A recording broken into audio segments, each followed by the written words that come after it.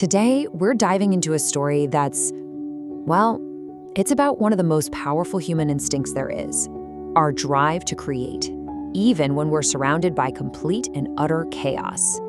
We're going to look at how, from the absolute depths of disaster, people find the strength not just to survive, but to build something brand new. Think about that for a second. Life can change in a heartbeat. It's such a stark reminder of how quickly everything we know can just vanish. One moment, life is totally normal, you feel secure, and the next, the world you knew is just gone. It really captures how fragile that sense of security we all take for granted really is. Devastation.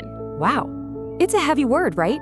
And it's exactly where this story has to begin. We have to start in that immediate, overwhelming, and total aftermath of a catastrophe. So our first part really zeroes in on that initial shock. We're calling it A World Turned to Dust, and it explores the incredible scale of the loss that happened in just an instant. Millions. You know, a number that big can almost feel unreal. It's hard to wrap your head around, but just try to picture it. Millions of people who just the night before were beds now suddenly have nothing left but the sky above them. But the damage, it goes so much deeper than just the physical stuff. A disaster doesn't just knock down walls. It shatters hope.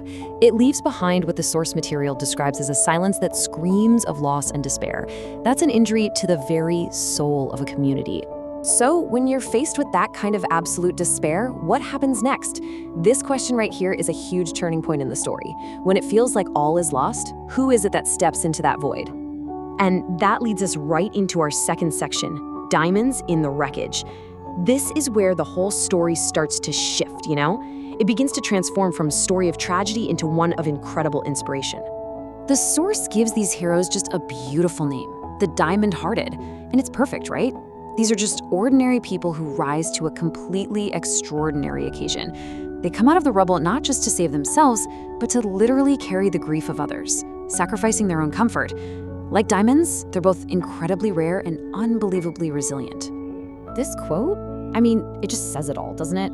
It perfectly explains why these kinds of people appear right when they're needed the most, because when the world is at its absolute darkest, their light just shines the brightest. It's what guides everyone else out of that despair.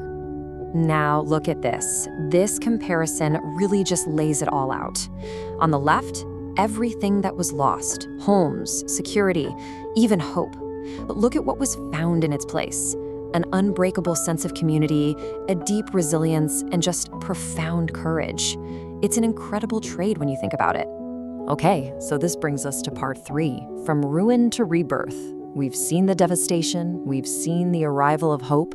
Now, let's look at the actual tangible things that turn that hope into a new reality. Resilience. This one word is basically the engine that drives this entire rebuilding process. It's that amazing human ability not just to endure something terrible, but to actually bounce back stronger, to create new life from the very ground that was broken. So, how does rebuilding actually happen?